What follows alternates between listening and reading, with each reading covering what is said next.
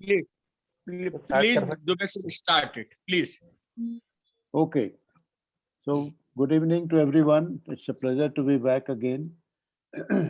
We are going to have a uh, basically a participative dialogue on a topic which is the pages of self knowledge. Uh, like last time, I have taken a chapter from the book The Word Within, and as you all know, uh, during the Second World War from 1939 to 1945, the US government had forbade Krishnaji to have any public meeting because they thought he's a pacifist and it will influence the public at large.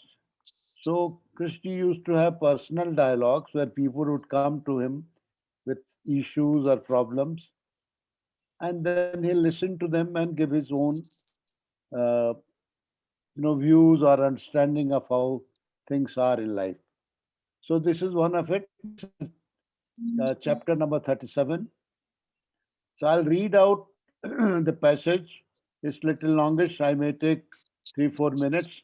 So please bear with me. A soldier has been here several times. When he came the first time, he was very confused and greatly disturbed. He did not know why he was in the army and he wanted to get out of it.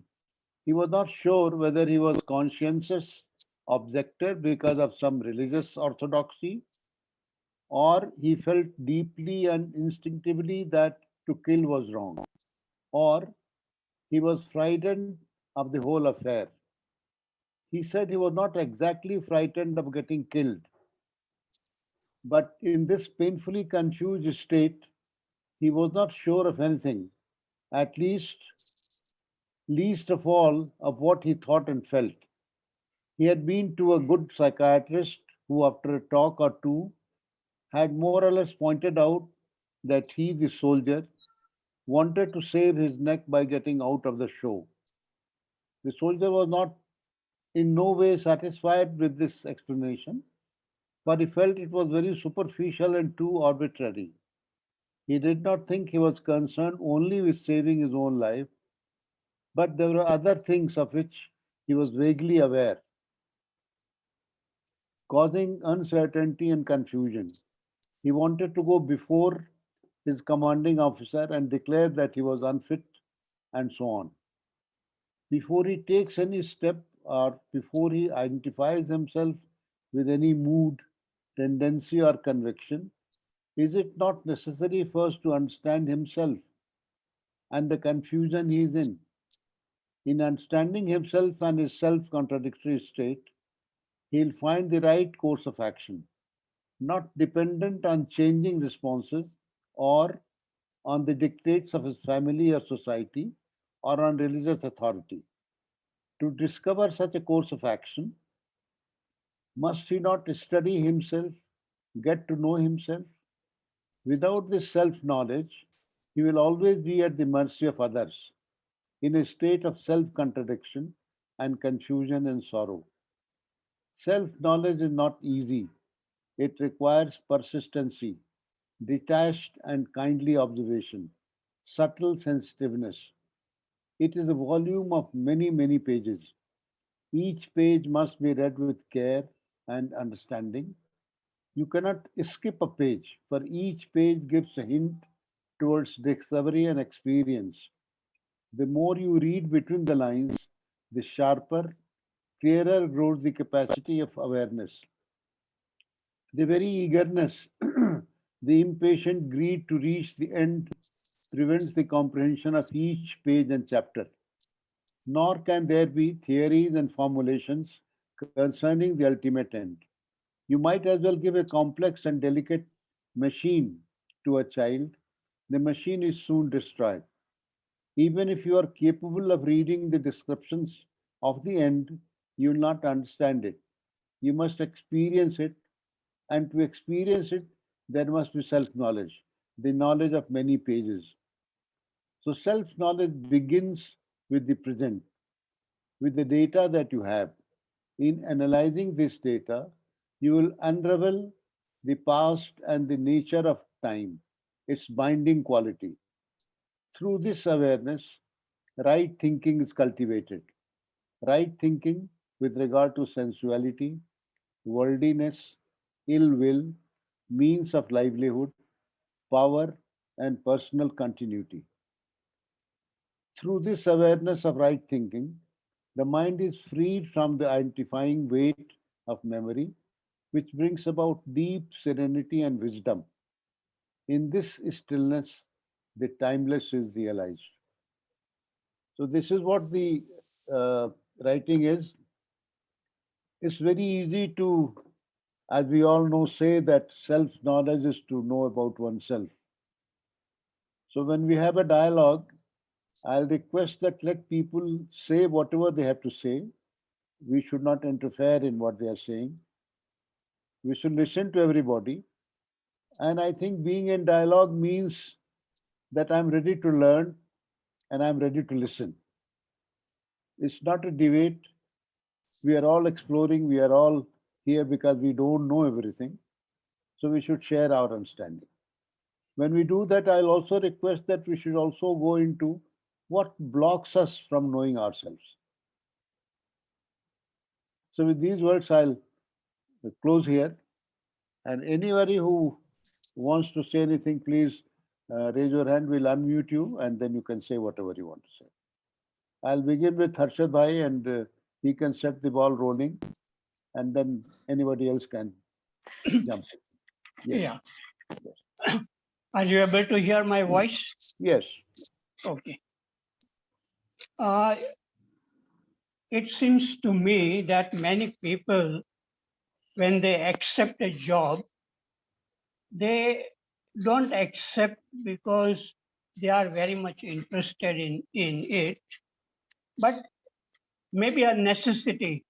One has to earn some money and some job comes, uh, then it seems to me that this soldier also did not know why he joined the army. And he thought that maybe he will try it and see. And after he joined this army job, he found that it was not really, he wanted that kind of job. And so some confusion came to him, and that is why he came to Krishnaji to find out about uh, what, what is happening in his mind. And he had gone to a psychiatrist, but he was not very happy with what the psychiatrist said. So, and Krishnaji says that nobody can really help you, only you can know what is happening inside you. No psychologist will be in touch with your mind as it is unfolding.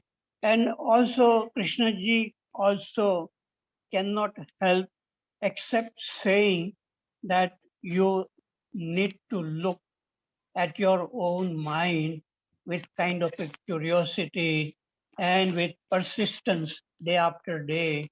And then you may begin to understand. So I too had accepted a job when I finished my bachelor's degree. And after joining the, the job, I did not like it. It was very sitting on the desk and writing letters. So then something new idea came of going to America or something like that. But even then I was not sure why I was going, why I wanted to do masters. And at that time I had no idea of doing PhD.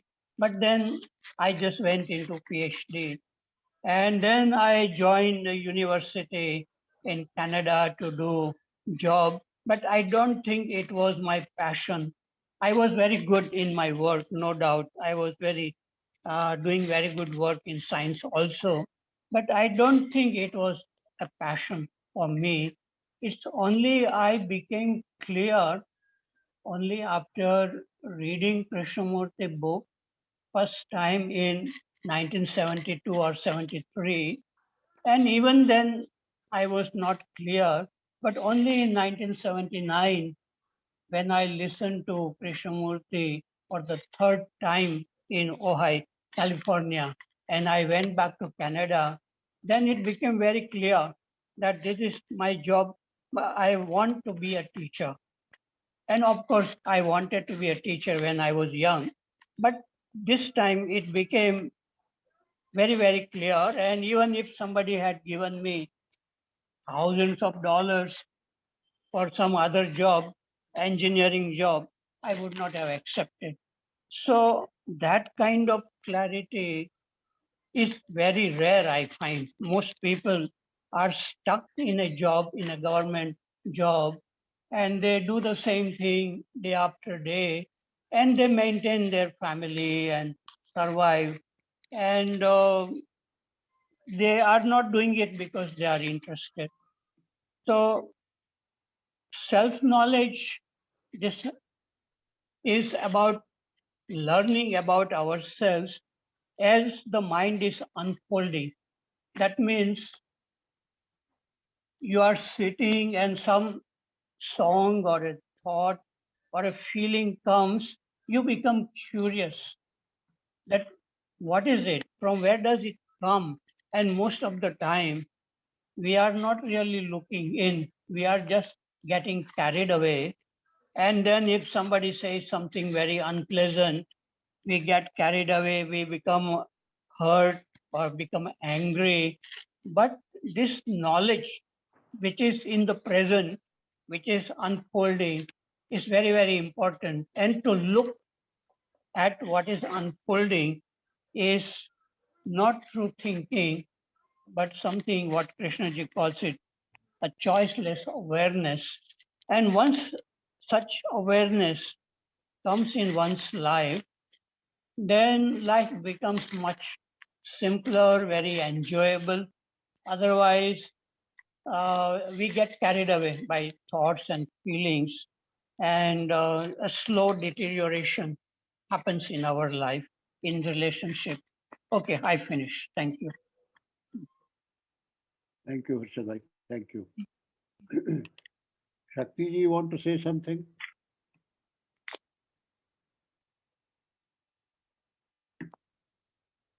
Unmute yourself. Yeah. See this, the voice is coming, sir. Yes. Yeah. In this small chapter, this I noticed something very important for me, and I think for other readers also maybe, that self-knowledge requires persistency. And then he says, detached and kindly observation. Now, usually when we are detached, we are not kindly. So this is one thing, and subtle sensitiveness, that is. And also in the last paragraph, he speaks about self-knowledge begins with the present, with the data that you have. In analyzing this data, you will unravel the past and the nature of time, its binding quality. So, although Krishnamurti shows us the problems analyzing can cause, but he is not against analyzing if it is like thought, which has a place, and then beyond it is not any place, it does not have. So this is one thing. And then through this awareness, right thinking is cultivated. Right thinking with regard to sensuality, worldliness, ill will, means of livelihood, power, and personal continuity. So these are usually the questions which are which come in the inquiry. When we inquire, one of these or something else also may come. So for that, right thinking is cultivated through this awareness. That means right thinking is consolidated. What we are thinking now is some sort of, as with Dr. David Bohm talking, they said that, you know, right thinking is like a thread going right, you see, otherwise it goes haywire. So these are the, you see, messages I received from this passage. Thank you very much. Thank you, Shakti ji. Thank you.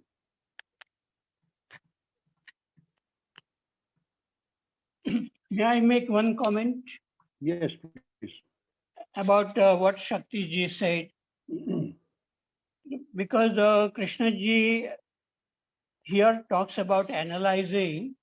Maybe that was in 1940s, but later on he was saying that analysis is paralysis. And in that there is a division between the analyzer and the analyzed. And so while this analysis is going on, what generally psychologists do, psychiatrists, something else is going on along with it. So later on, Krishnaji was saying something about choiceless awareness of not analyzing, just watching whatever is happening and not interfering with it with more thinking. So, okay, I finish. Thank you, Ashok bhai.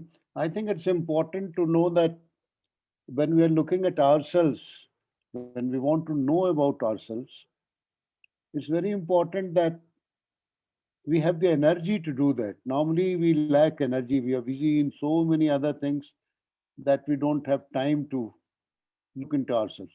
Either we identify with something or justify whatever we are. So it's very important to see ourselves internally, apart from seeing externally, and without saying it is good or bad, without condemning it or evaluating it at all, can we look at ourselves? And as Shakti ji mentioned, right thinking means exact thinking. You are not bringing any interpretation. You are not bringing somebody else's idea to see it yourself. You are seeing things, trying to see things as they are. And right thinking is the beginning of self-knowledge. So to know about ourselves, there has to be a quiet mind, which is not influenced by anything, by any belief, any ideal. And I'll not use the word accept, but which can see things as they are. If I'm angry, anger is not different from me. I am anger. And without condemning it, can I go into the causation of all this? What causes it? And I'm not looking for a result. I'll leave it at this point, and I would like others to say something. Maybe Harish ji or Harish ji can say something, and then Dinesh Vakmare can say something. Lakshmi ji is also here. She would also like to say something. Do you want to say something, Lakshmi ji, right now? Yeah. Please unmute yourself. Unmute.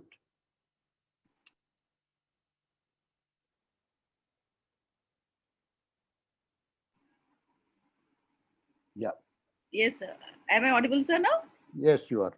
Yeah, actually, there were some issues, so I joined little late. It's a wonderful text, sir. I hope I'm audible, sir. Yes, you are. Yeah. Yeah. There are very nice points to take into consideration, sir. Like, the few points that attract your attention when you read 3-4 times. There is this, the very eagerness, the impatient greed to reach the end prevents the comprehension of each page and chapter. So this is a very fundamental point, sir.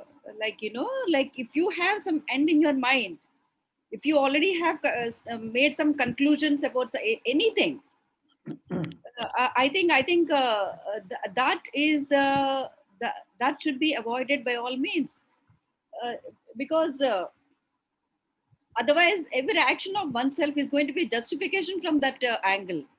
So can we just leave everything open? Life has brought us a person, like, you know, the person in here is the soldier. So that kind of situations we keep coming across in our life. Life brings us to some kind of a precipice. From there it asking us to look at our own lives, the values we have been that have got inculcated in us, the type of life we are leading. It is asking us to question everything, sir. It's not just sit idle, just think that you are choicelessly you are aware. No, I think he's very clearly he's saying here, he's saying that self knowledge begins with the present, with the data that you have. So unless and until we apply that data we have, and we have to take a lot of other things also into consideration, otherwise how will we arrive at right thinking? If we just put everything in cold storage, I don't think it's going to happen that way. We have to make an attempt. We have to explore ourselves, look into the data we have, ask the questions why they are so and why, what is the validity of them. I think that will make us understand the way we are and why we are. I feel that's how the beginning is made. I feel that's what I had to contribute. So let me see how the other people are going to respond. Yes, Thank you, Lakshmi. Thank you. Durga, sir. Harish Durga. Yeah, Harish my ji, name hasn't Harish come ji. there. Yeah. Then Dinesh ji.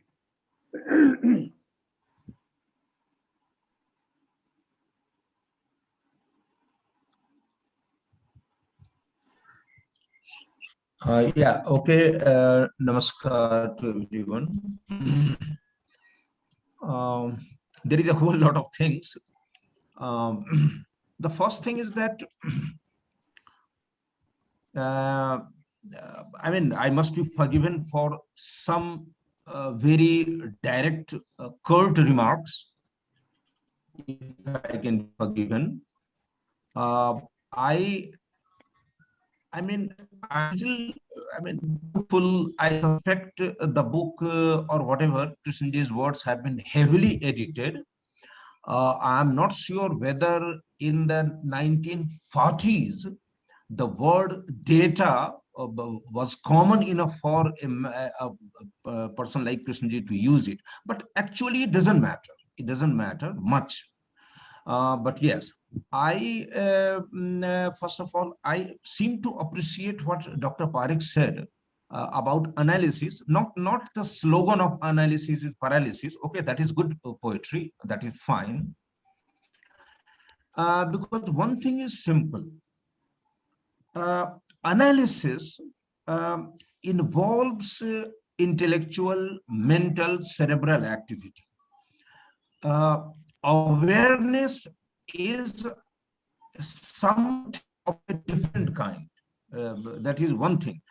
But please allow me here to use one analogy, but there is a request. Don't misunderstand me, because what I'm, okay, Krishnji also has said the same thing, but a little differently. I have heard those of you who have read the Upanishads, and it is in one of the Upanishads how this realization of truth happens. And they say, from time to time, I think in the scriptures, the word he has been used for God, basically because, the scriptures were put together by men. So he or she doesn't matter. I would prefer to use it. Let me use it. It, from time to time, it decides to reveal itself to some people. Why? One doesn't know. It's like, Nyaya ki Devi, the goddess of justice, and she is blindfolded. the implication is that when the goddess of justice, dispenses justice, doesn't see who is in front of me, that means there is no discrimination. So it reveals itself unless it decides to reveal. No matter how much yoga or tapasya or how much self-awareness you practice, nothing is going to happen. That is the implication. But now let me come straight to the point. So this analogy, in the state of awareness, our motives, hidden motives, our intentions, our desires, passions, aspirations, everything, they reveal themselves. Now see the difference. It is not a question of analysis. They unveil themselves. I hope most of you know Hindi. Just a ghungat uthana. This reminds me very much of, suddenly it flashes in my mind what Professor Krishna wrote in his book. I have not read the whole book, but like our NV and Jesse, they are like jewels on our palm, and look at it affectionately.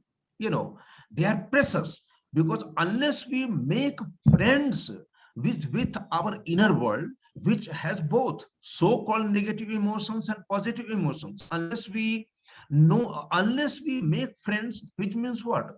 Unless we watch them very intimately, like intimate friends, close bosom friends, unless that happens, the dissolution of those contents of consciousness are not going to happen. That is one thing. Second thing is that, what Shakti ji said kindly, more or less the same thing. You see, Krishna ji has used different phrases at different times. He has also used, you have to be ruthlessly attentive towards yourself. You have to ruthlessly watch. And this he has used less, and he has used quite often, self-critical awareness. He has used self-critical awareness. No kindly, no mercy. You have to mercilessly. Probably the same thing it has been expressed innocuously when you say, choiceless awareness or whatever it is, but with no mercy. Okay. Last but not least, about one thing, I'm a little skeptical what Dr. Parekh said, that he got the sutra, the mantra, so to say, not exactly mantra, but the secret of living, watching oneself, and then the life became spontaneous. Well, I'm not going to talk in terms of, first person singular number, although I'm one of those who enjoy doing that.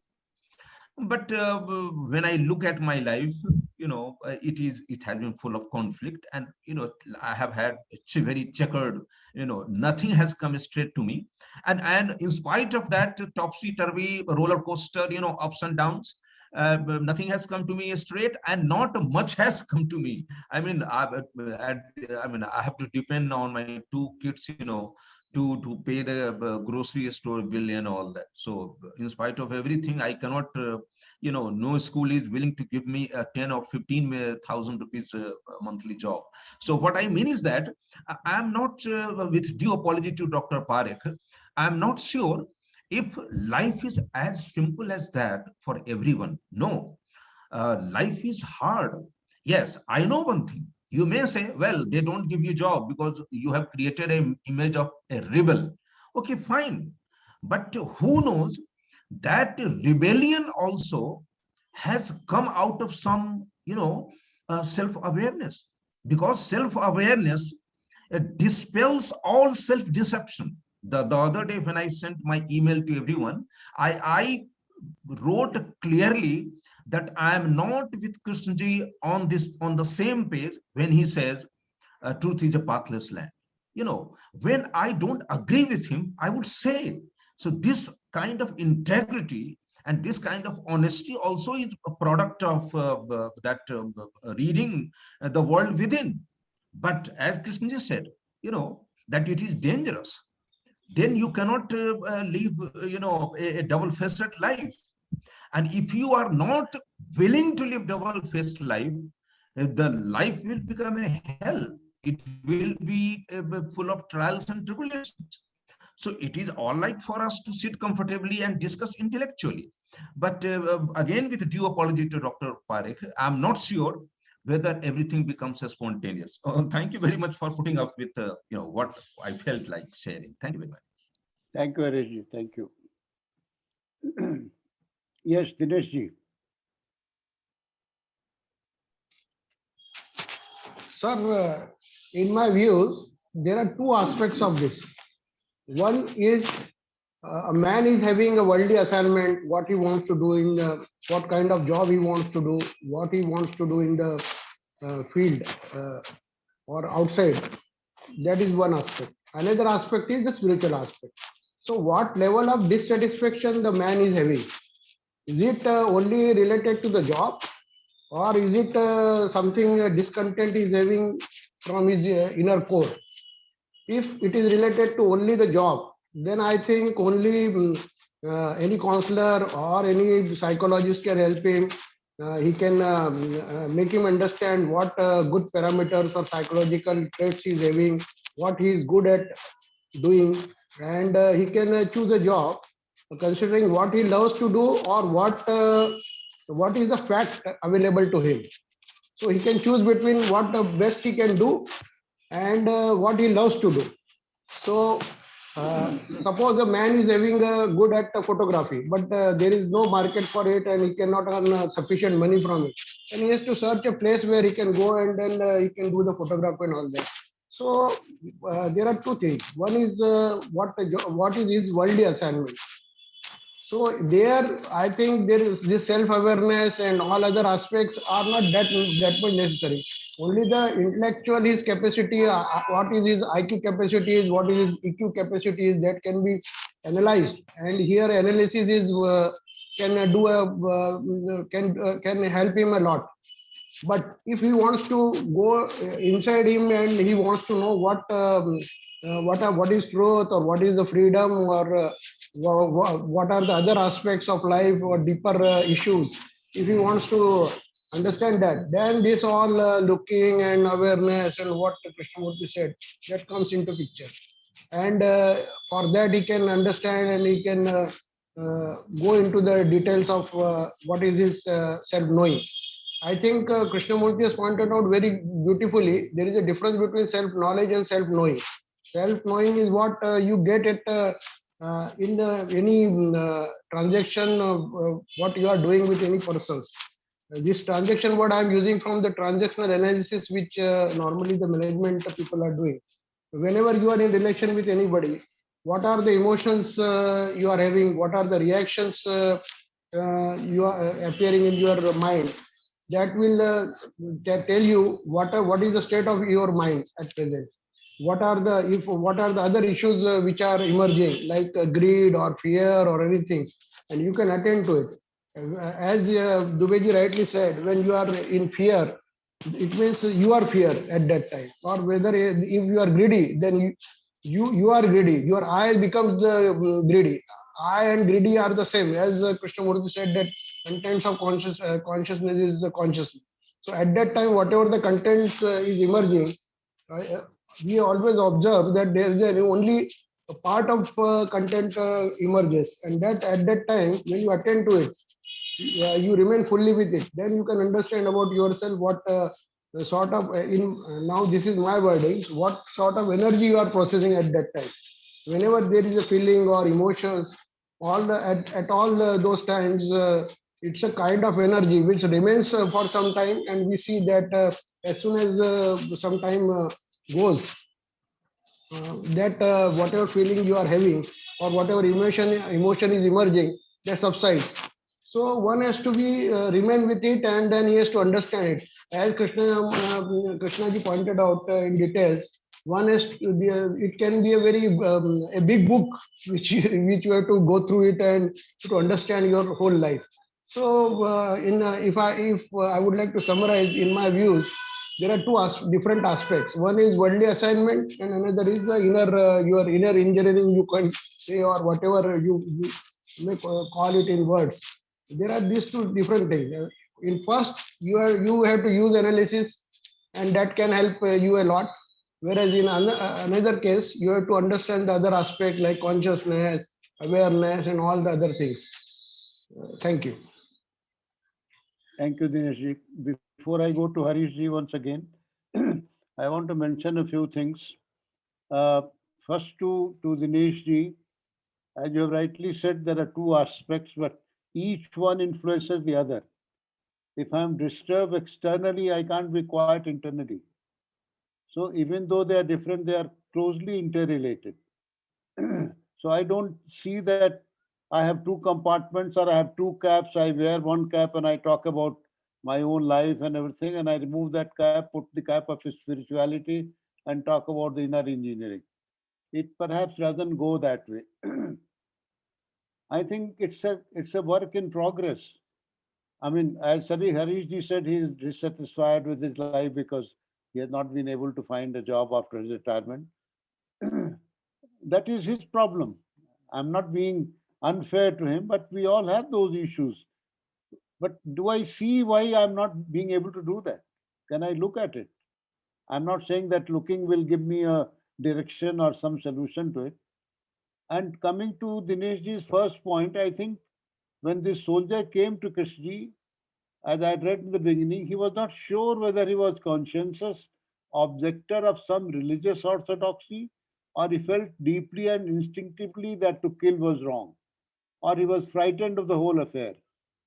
He said he was not exactly frightened of getting killed, but in this painfully confused state, he was not sure of anything, at least of all what he thought and felt. So I think he came to him with this conflict, inner conflict, and wanted a solution. And I think most of us have those conflicts in our life. And I also want to add in the end, before I hand it over to Harish ji, if you really want to know anybody, including ourselves, you have to be very patient, loving, and just observe him without evaluating, without saying that this is good or bad. If I want to know a child, I must observe him play, I must observe him in the library, I must observe in the classroom, in the grain field. Then only I form an idea about him. That idea may be an image. But if you want to know anything about anybody, including our inner self, we have to be patient and observe, wherever it takes. With these words, I'll just close here, and Harish ji, please go ahead. Unmute yourself. Okay, it is very good that Vakmare ji has raised this issue of livelihood and job, and I think, in all fairness, we should exhaust it so that we don't need to come back to it, because they are two different things. But before I come to that, what Krishnaji maintained all his life, and most of you know this, before I come to that, let me clarify two things. First thing, Vakmare ji may not have included me when he talked about going to counselor and all that, because Harish is turning 69 towards the end of in the last week of this month. So a man of 69 and 70 doesn't need to go to anyone. I know what I am good at, and I know what I am not good at. So that is the one thing. So I have translated, I have edited, and I have taught. I have done only these three things. So that is one thing. Second thing, also I need to make one thing clear. Dubeji used one word. Harish ji has not been able to find some assignment, means of livelihood after retirement. First of all, I don't know whether I ever retired, because you retire only from the government service. So like foundation also, Rajghat, many times I would work for 1 year, then I would go to Himalayas somewhere, again I will come back, like that. So the whole life I have changed from school to school. So that way retirement and work life have coexisted. But one thing, But dissatisfied with due apology to Dubeyji, I have some objection because as a keen student of the teachings, Krishnji has taught me one thing. There are no problems in life. There are only facts. And this I really mean to emphasize. Your voice is breaking, Harishji. Your problem with audio. Yeah. Okay. There are, as Krishnji taught us, there are no problems in life. There are only facts. So it is not that I am not satisfied with my life. Okay, I will put it this way. There is a problem. Like the problem is what? The family needs money, a certain amount of money to pay bills, and the money has to be arranged. Now, how to arrange the money? There Krishnji cannot help. You know, there I have to use my old skills, or I have to find new skills, you know, like teaching online and all that. And of course, I have also taught online. Second thing about this, livelihood and job, Krishnji had warned against three things, you know, and we should bear in mind. And if somebody wishes to contradict me, they are most welcome to. But because I don't know the exact name of the book, but he has warned it time and again. Never join defense forces.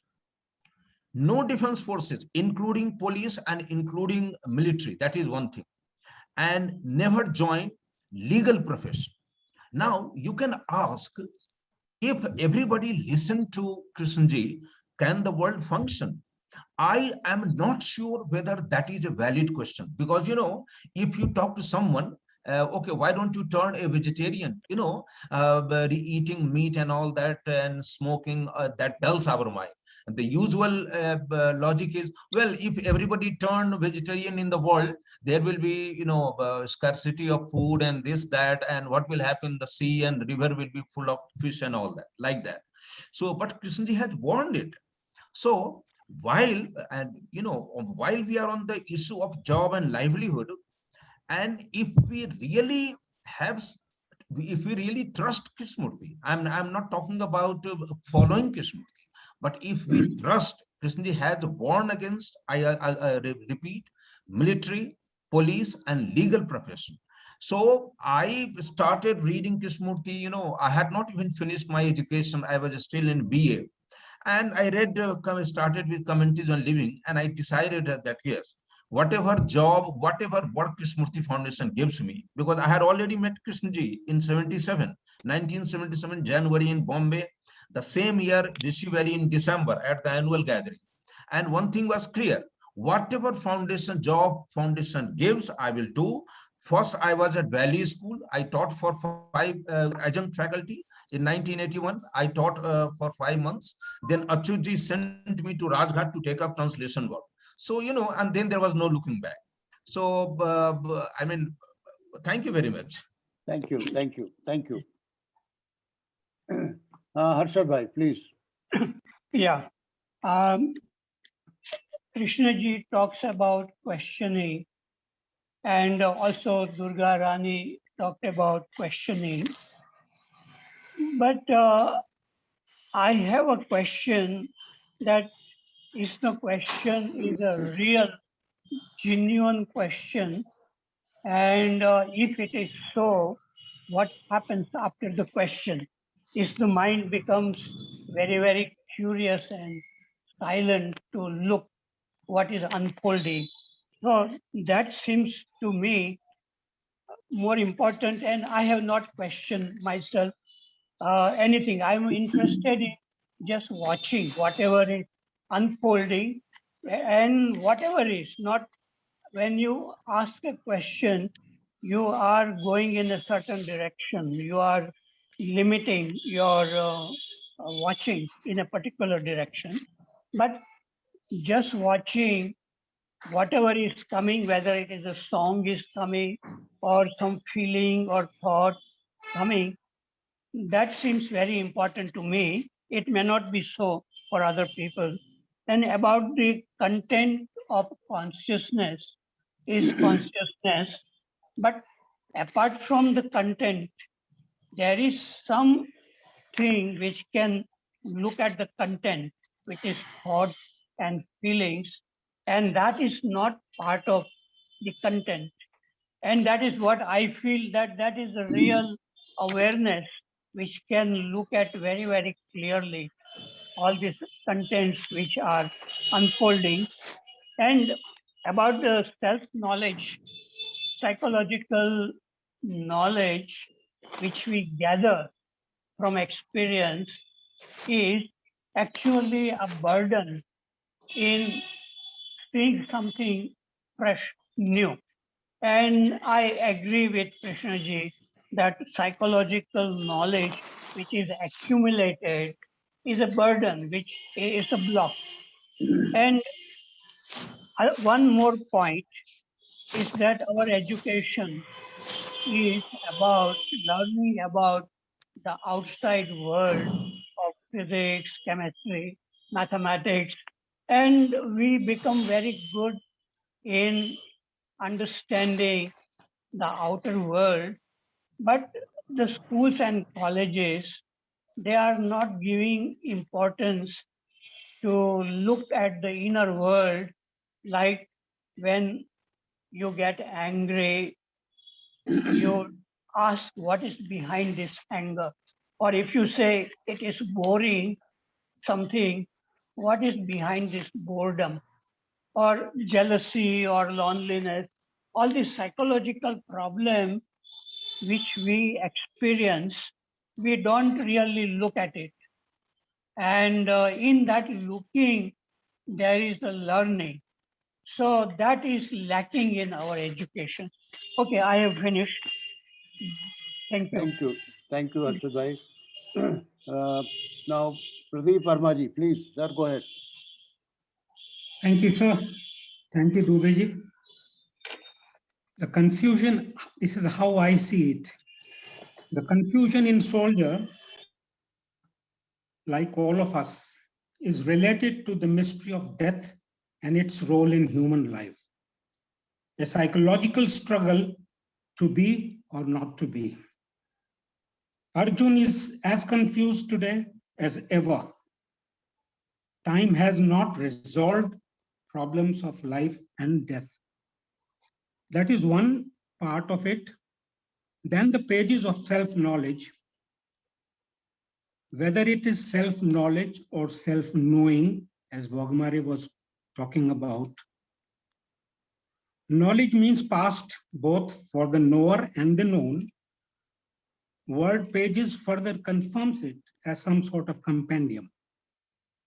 Each present moment is a movement of the past, present, and future when perceived through the window of mind, with its limitedness in an unlimited eternity.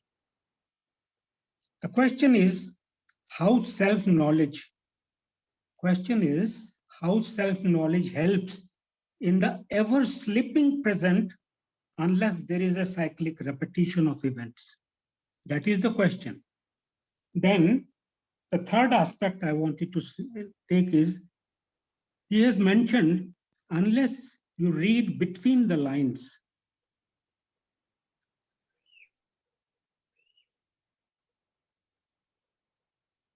Your audio is lost, sir.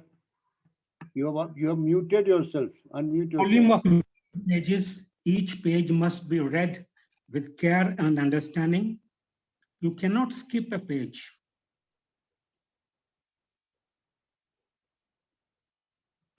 I think we are not able to hear you, Pradeep ji. What does it mean, reading between the lines? It is done to understand something which is not overrightly said, or what someone means to convey, that we, or probably what can be expressed or what cannot be expressed in words. So this is reading between the lines, shows that words are not enough to convey that what the speaker wants to convey. Then we discussed recently about questioning. There are certain people, and they very emphatically talked about, and they do talk about, question. JK has said, question everything. That has not to be taken as a formula. That cannot be taken as a formula that question something like that old song, हर एक सवाल तुम करो, एक सवाल मैं करूं, हर सवाल का जवाब भी सवाल हो. So this is not like that. We can't take it as a formula. Questioning everything, as there are right questions, there are right answers as well. There are, otherwise there is no point. What for you are questioning and whom you are questioning? Ultimately, somewhere there is an understanding. Ultimately, understanding that settles you down, that gives you that calmness and the peace, and the turmoil is over. So these are the points I wanted to, this is what came to me after reading this entire chapter. Because usually we know that knowledge is an impediment. And we always talk about be in the present. What is present has been enough discussed by even physicists and socialists. So whether this sort of data, as has been put, this data, whether this doesn't hamper your looking into the present and solving, and the present passes so quickly, as I said, ever slipping present, as well as the presenter, in the sense the knower. So everything is slipping so fast, whether this knowledge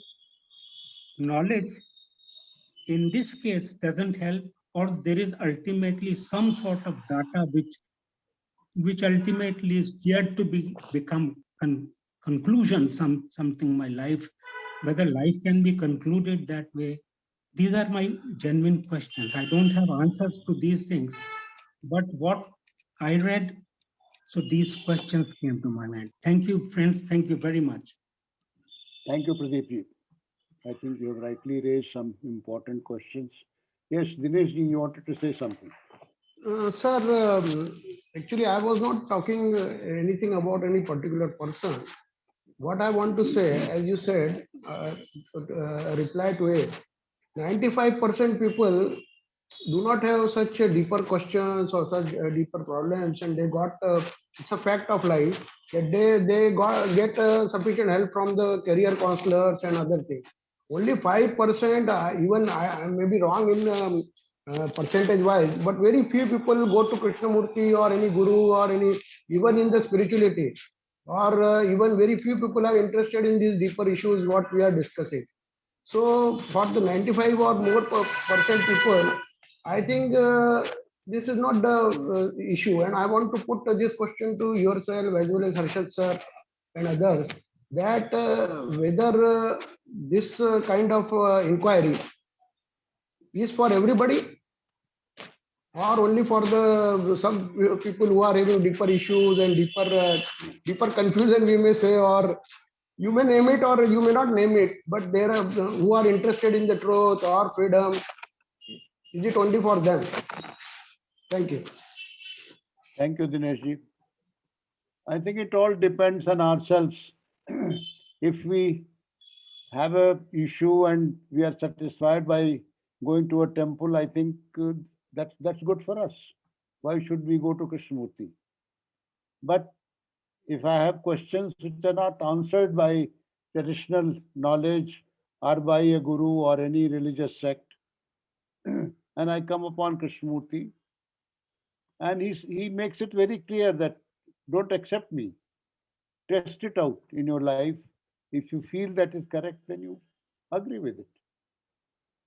So Krishnamurti is not like any authority of Veda or Upanishad where things have been written down and you either accept it or don't. He always leaves that question to us to decide. I think I'll close here, and Lakshmi Mandalika wants to make a point. Yes, ma'am, go ahead. Unmute yourself. Then we'll go to another Lakshmi ji. Namaste. Namaste. Am I audible? Yes, you are. Yes. As far as I understood, Krishnamurti ji always is trying to bring in all the life situations, in any situation, by observing our anger or anything, to come to our own real knowledge. And I understood that, you see, the content and everything, the ending of me is the beginning. So me is whatever is made with the mind is me. Means I have my property, I have this hopes, I'm my past knowledge, all this are including in me. So when I end it, that is the emptying of consciousness. When I empty my consciousness, then that is there. So whatever we are, he told in one lecture also that with even from the small children, when the teacher is saying that if the teacher doesn't empty his consciousness, let us together empty our consciousness, because it should be taught from the childhood. This emptying consciousness is very essential, because we are all in the drama of the mind. This is all our difficulties, our sorrows, our fears are nothing but the mind. So when the mind is doing all these things, so then how to observe that anger? He's saying that we know how to be angry with, but we are not trying to understand it totally. So how to understand? Yes, I understood, not in a careless way. He's saying that with total attention and with total energy, with no thought, you observe your anger. So that is with my humility. It's not with carelessness. And like the childlike innocence, that observing is very essential. And that is the automatically whatever is, we find. Whatever we are trying is this inside, outside is all only the drama of the mind. And my personality is the drama of the mind. So by ending of the mind, that means observe it without any thought. That's what he's saying.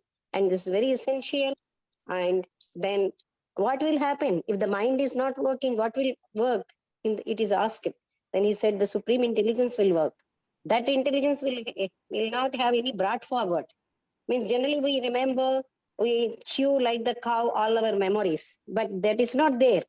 Then and there, that minute we live, and with total, the full action will be there with totality, and that is the essence of everything.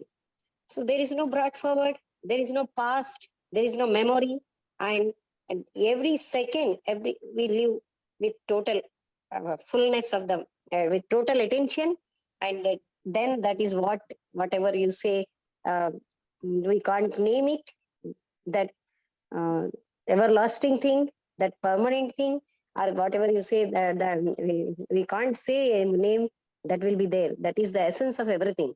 So the mind is making all the dramas. We have to understand the mind is making me, the mind is making all the images. So when with the mind, we can't understand it, because the mind is not a useful instrument to find it. The mind may be useful in worldly affairs, but it is not useful to observe oneself.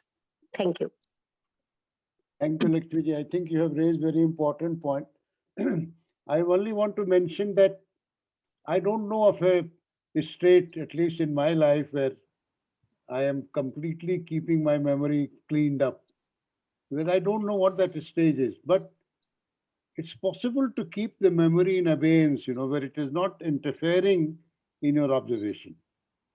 And it needs lots of preparation, lots of homework. So what Krishnaji says requires hard work before we can come to a stage where you can empty the consciousness. I don't know what this sentence means. How do you do that? But can I watch what is in my consciousness? Can I watch it? And when I observe something, can I be in a state where the content is not interfering in my observation? And if it is not, can I see that? That is important. I think Lakshmi ji wants to say something. Yes, Lakshmi sir. Gadela, yes, please. Yeah. Yes, sir. Yes, I think I'll just go by whatever the points that have been discussed. Like, I feel maybe Krishnaji is not for everybody. He's saying for the inquiry because we come across very few people, like who read and who keep the book away and all. He said what he had to say, but it's up to the person. If he is interested, if she is interested, she can go. He didn't generalize anything. He talked about the major issues, the core issues, the fundamental issues of life. So it's up to the person how far they can go. And like you said, it's not that once for all you understand everything. I feel it is living in the moment, and seeing the totality of it, the holistic aspect of it. Why he has emphasized so much on nature. He has emphasized so much on looking all around. Observation doesn't mean you observe your own self. They always go by that. Observe yourself and observe what's happening all around you, because you are not you are not all by yourself. You are made of all the things that are around you. So unless until you understand, you apply your mind to what's happening around, understand the people, the consciousness is same. So how I understand myself, my consciousness is same as anybody else's. So I think it is a moment to moment thing, and how passionately we really want to know the answers. It is not that maybe that can be a defining moment, that can be a triggering of inquiry. Have I wasted my life? Have I come to some conclusions, and am I living there? Because whatever Krishnamurti said, I feel it's a very challenging thing. It's very deep. It's up to us. It's up to us. Each person has a right and freedom to live the way they live. But yeah, and it's open to everybody. And question means like like the person in the soldier, like whatever your parents taught you, the value system, and whatever the values you picked up from your siblings and your school and colleges, that's all partial.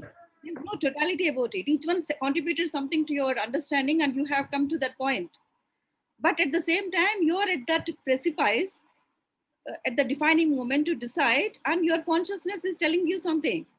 But it is the other demands, or you are part of the job, you have to discharge the duties.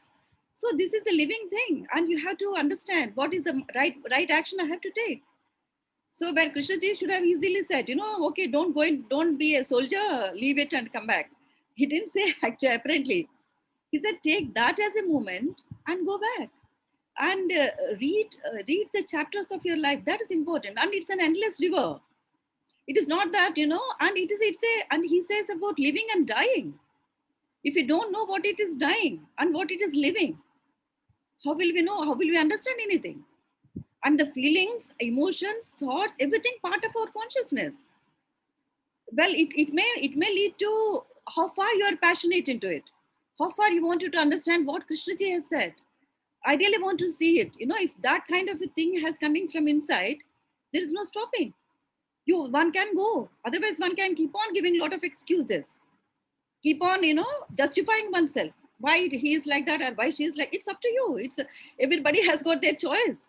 But it is, that's a beautiful teaching that he has talked about the different dimension of human life. So how open are we? And it's exploration, unending exploration. The more you live, the more you explore, the more you start reading in between the lines, the more clarity keeps emerging. And he also says self-knowledge is an endless river. It's not that you have come to a certain point and there is end of it. No, I don't think so. Because life is every day. The other day we have seen how the whole country of Afghanistan is struggling. How the people are going crazy to catch the flight. It is so disheartening. It's all part of humanity. This is all us. This is our life, our world. It is not that you just sit in your nice cozy corners and keep discussing Krishnamurti. Life, look at life. The wars, he said so much about the war. And what is happening to the whole country, the Afghanistan is. What happened to the women rights there? This all perpetual. This is a living moment, sir. Unless and until we apply our minds and we are open to it, we may miss it out. It's up to us, sir. That's all I have to say. Thank you. Thank you, Durgaji. Very rightly mentioned. Thank you. Harshad Bhai wants to say something. Yes, sir. Yeah. Durga Rani said about nature, observing nature. Yes, it is very, very a good point. But the question is, how do we observe nature? With what quality of, what is the quality of observation? So it seems to me that a person who is able to look within himself, he can also look very clearly at nature. Nature will look very, very beautiful, new. And that is what happened to me after reading Krishnamurti. I went very deep into myself, and then some changes started happening, and I found there is so much beauty around us. But before that, before coming to Krishnamurti, I was passing by the lake, the swan moving gently, but I was busy with my own thinking. So when thinking becomes very slow or stops, then there is a way of looking, whether it is a nature or human beings or anything, it looks very, very fresh and new. And here in the paragraph, what Krishnaji has written, something about right thinking is cultivated. But later on, this was written in 1940s, but later on, Krishnaji was saying that thinking divides people. Thinking creates the sense of I, me, nationalism, religion. And so at one time, even he said, thought is the enemy of man. So finally, it comes to the state of quiet looking with whatever is happening. And that seems to be the real teaching, that choiceless awareness of what is unfolding and not bringing in the past knowledge in looking now in the present. Okay, I finish. Thank you. Thank you, Arshad.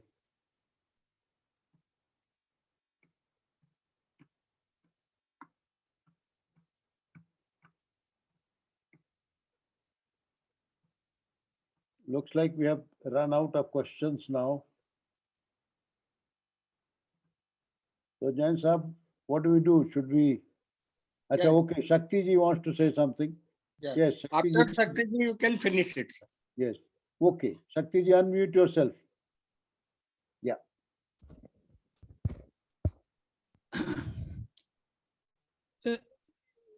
You see, since I am bringing some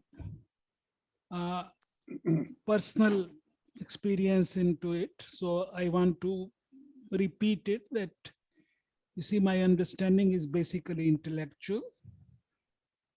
So I have not gone deep into it, but I just wish to share something which happened with me. You see, after reading Krishnamurti and listening to him, especially after listening to him in Delhi and Bombay, because he talked about stock taking at the end of the day, what has happened during the day, and look at that. He has spoken about it several times. And I told myself, look, can I take a stock of my life? Because this man is talking that in awareness is a different way of living. So I looked at my life and I saw that there are 3 points I analyzed. That was the data for me. And because I was not following Krishnamurti's dictum, so I used thought. And so I saw that there were 3 points in my life in which I had acted. I wish my action was different. You see, this is like Albert Camus' story. Perhaps I will repeat the same thing again if it comes to that. But that was the thing. And I saw those 3 events where I could have acted in a different way. And I was very clear about it. I recalled those events. I say that that was happening because I was unaware. I was concentrated on something and I was losing touch with the rest of the picture. And it was happening because of lack of awareness. So again and again, I saw in my life that, you see, even to wash a plate without awareness is different from washing the plate,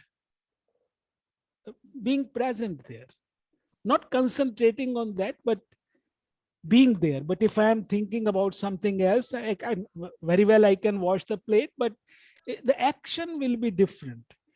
So I think thought is very useful. You see, I am not contradicting what Harshad ji is saying, because he is, in Hindi we call Priyog Dharmi. He is a sadhaka and he has lived that. But I tell you, I have been reading Krishnamurti is, I think, more than 3 decades. And I have never come across within myself a moment where I can say that there is no thought. So even when it looks like there is no superficial thought, if you look at it with deep attention, you will see that there are, on surface there may not be thoughts, but in deep within some turmoil is going on, whether of pleasure or of pain. So I think this book, The World Within, has opened many things. When I have completed this book, whatever formulas one can make about Krishnamurti's teaching, again and again they get broken. Not only in this book, Krishnamurti himself, in his last lecture at Chennai, he said, if your thinking is not straight, think straight. Not exactly these words, but in effect. So what message I got from Krishnamurti is to be cognizant of outside world, to be cognizant of what is going on within, and to see it, and then question one's own conclusions about it. And for question, we need thought. So this is different. This is, as I again and again say, this is an intellectual journey, but I found it worth. Not maybe it doesn't take us so deeper as if it is your priority in your life, it is wonderful. But even in that way, it is something which gives some fragrance to life. Thank you very much. Thank you, Shakti ji. Pradeep ji wanted to say something. He doesn't allow last speaker. He always says last. No, I think we have Dinesh Wagmare who wants to say something. After Pradeep Verma, sir. Pradeep Verma has raised hand first. Okay. Pradeep ji, please unmute yourself. See, I wanted to a very small this thing, observation, that mind engages us so beautifully, like a very close friend, closer than any other, and it allows us to criticize with mind. Something like now Shakti ji was talking the importance of thought. Mind is full of thought and my mind is full of everything past and all that. So mind doesn't want to die. And the ideal situation, the idealistic, that one should be thoughtless or emptiness and mind without anything, empty to receive what? Receive in what way? In what way you will know? So the thoughts and mind is not a bad thing at all. As I see, it engages you very beautifully and allows you to criticize itself. We usually talk about the futility of mind and thought, why we live in thought, and Shakti has very clearly talked about it. So this is all what I have to say, that one has to think when we complain about mind, when we say the futility of mind, we say it with mind only, with words only, to be conveyed to the person who is with words, who is listening with mind. So we have to see really the feasibility of that idealistic situation. One has to see it, because right now, as he said, he's talking intellectually. So am I. Maybe you can grant me that he's talking intellectually and all that. So this is what it is. Thank you very much. Thank you, Pradeep ji. We'll have the last observation from Dinesh ji. Yes, Dinesh ji, please go ahead. Sir, what I want to say is, in my views, we cannot have a split like awareness is different and thought is different. There cannot be split between awareness and the thought. Either one has to understand the structure of thought, and he should be able to remain without or free from the thought and look as Harshad sir is saying always. And also at the same time, he should also be in a position to remain with the thought and use the thought as intellect with the intelligence.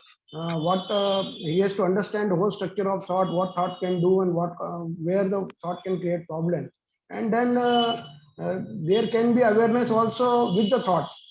That's what I think. And we cannot have a split between or a fragmentation between awareness is different and thought is different and thought is problematic. No, I think we have to understand, mind has to understand this thing, and then mind has to learn how to remain free from the thoughts. Thank you. Thank you, Dinesh ji. I just want to add that nobody, I mean, again, I will repeat that I don't know of a stage where the thought becomes completely empty. I mean, you know, in the mind where there is no thought at all, because then you become vegetable.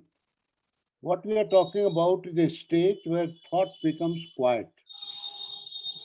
And if you are talking of Right. awareness with thought, then that is not the awareness Krishna talks about, because awareness is not a faculty of thinking. For example, we are here without thinking, you are aware that there are 15 people sitting here, and you can, you know, you recognize some faces and all that. There's no thinking going in it. But the moment you start looking at somebody's name, oh, this is this and this, then of course thought comes. But awareness is completely independent of thought. Awareness happens when thought becomes very quiet. It's not interfering in our observation. This is the way I look at it. And it happens to all of us. You also must have experienced where you see something really beautiful or nice, which is pleasing to our eyes, thought becomes very quiet. There's no thinking at that time. I mean, this is the easiest way I can explain awareness. Yes. Thought is also part of awareness, isn't it? I don't think so, sir. I don't think so. Because if there is thought, then there can't be awareness. That's the way I look at it. Let's live with this question and Yes, right. Sir, may I say something, sir?